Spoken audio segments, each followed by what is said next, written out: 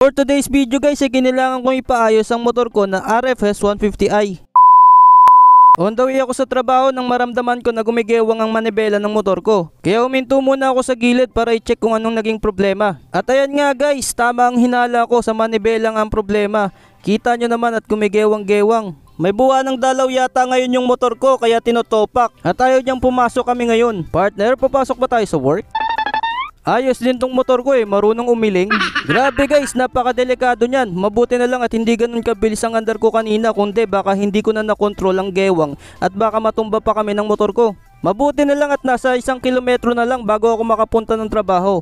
Kaya pinaandar ko na kahit dahan-dahan. At safe naman akong nakarating. Kaya ayan, pinacheck ko na sa aming resident mechanic na si Kuya Jean ng motor ko. Lumuwag pala yung bolt na nagkokonekta sa handlebar at sa T-post. Kaya pala gumigewang yung manibela. Pinalipat ko na rin ng pwesto yung mini driving light. Masyado kasing mababa kaya hindi ko rin nakikita yung malayo kapag gabi. At ayan guys, nakalabas na yung mini driving light. Kaya naman kitang kita na yung liwanag nito. All goods na.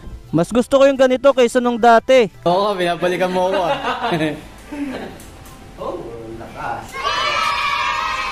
Maraming beses ko na rin kasi naranasan na bumabiyahe ako ng gabi tapos madilim. Tapos hirap na hirap ako maaninag yung kalsada. Kaya naman natuwa ako nang meron ng mini driving light yung motor ko.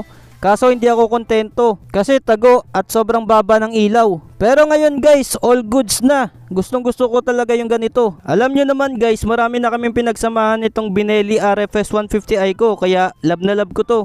Lalo na ako na itong gaganahan mag night ride. At ayoko rin naman mag ride ng umaga kasi sobrang init. So ayan guys, SKL ko lang sa inyo. Maraming salamat sa panonood at kita-kits ulit tayo sa mga susunod na videos. Like and share for more Kambanatics videos.